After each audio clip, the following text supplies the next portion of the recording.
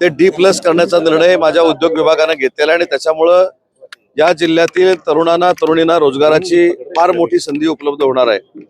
आज जळगावच्या महायुतीच्या उमेदवारांच्या प्रचारासाठी इथं मी आलो होतो। खरं तर आमचे मुख्य नेते एकनाथ शिंदे साहेब या ठिकाणी येणार होते, परंतु काही अडचणीमुळे ते येऊ शकले नाहीत। मला त्यांनी निर्देश दिले आणि त्यांचा विजयाचा संदेश घेऊन आज या रॅलीमध्ये मी सहभागी झालो होतो। ठाकरे साहेब मुंबईला सावंत साहेब मुंबईला ठाकरे बंधूंची मुलाखत झालेली आहे। त्या मुलाखतीमध्ये म्हटलंय की राज ठाकरेंनी म्हटलेलं आहे की 50 कोटी म्हणजे 50 कोटी रुपये असा त्यांनी उल्लेख केलेला आणि 2000 कोटी जे आहेत 2000 कोटी जे आहे ते शिंदेंनी वाटप केलेली, म्हणजे हा पैसा आणला कुठून असं त्यांनी टोला लगावला।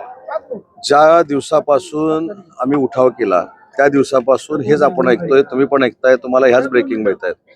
परंतु हे बोलून सुद्धा लोकसभा आम्ही जिंकली, विधानसभेमध्ये यांना घरी पाठवलं, नगरपालिकेमध्ये घरी पाठवलं।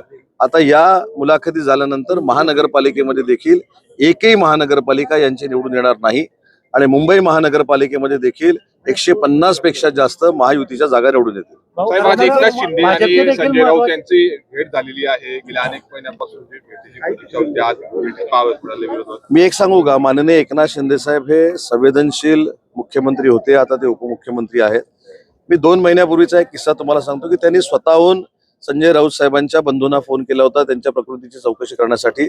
कोण कोणावर टीका करतंय किंवा ते आपल्यावर टीका करतायत म्हणून त्यांचं काहीतरी वाईट झालं पाहिजे अशा प्रवृत्तीचे एकनाथ शिंदे साहेब नाही आहेत आणि म्हणून ते आल्यानंतर आपल्याला जो वाडवडिलांनी संस्कार शिकवलेला आहे की समोरून एकही कुठची व्यक्ती आली, लहान व्यक्ती येऊ दे, मोठी व्यक्ती येऊ दे, तर तिचं नमस्कार करून स्वागत करायचं। तसं त्यांनी नमस्कार करून स्वागत केलं, पण काहींनी सुरू केलं, बघा ह्यांनी नमस्कार केला, समोरच्यांनी केला नाही। कदाचित हे म्हणणारे त्या संस्कृतीमध्ये नसतील, पण एकनाथ शिंदे साहेब हे भावनाप्रधान आणि संवेदनशील व्यक्तिमत्व आहे आणि म्हणून त्यांनी 2 महिन्यापूर्वी देखील संजय राऊत साहेबांच्या प्रकृतीची चौकशी केलेली होती। आज तर ते समोरासमोर भेटून त्यांनी चौकशी केलेली।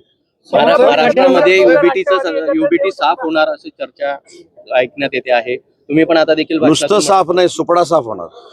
दोन्ही राष्ट्रवादी एकत्र येणार असल्याची चर्चा आहे। मी अनेक ठिकाणी सांगितलं, अजितदादा जेव्हा जळगावला येतील त्यावेळी हा प्रश्न तुम्ही त्यांना विचारलेला चांगला राहील। पवार साहेब येतील त्यावेळी चांगला राहील, कारण त्यांच्या पक्षामध्ये मी काय कसं बोलू शकतो।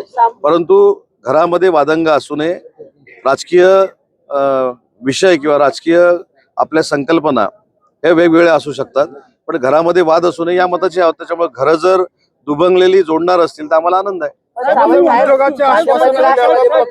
जळगावमध्ये उद्योग नाही, तरुणांना रोजगार नसल्यामुळे साहेब D+च नव्हतं, ते D+ आता आपण केलंय।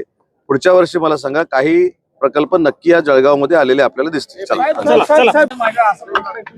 बघा मी काय बोललो, एक वाक्य बोललं की 4 वाक्य तुम्ही करता। ज्यावेळी गुलाबराव पाटील साहेबांनी घड्याळाची आठवण करून मला दिली तेव्हा मी त्यांना असं म्हटलं, घड्याळ मी नक्की त्याचा उल्लेख करणार आहे, कारण त्या घड्याळातच मी काही वर्षापूर्वी होतो, त्याच्यामध्ये आवडलं, माझं घड्याळावर प्रेम आहे।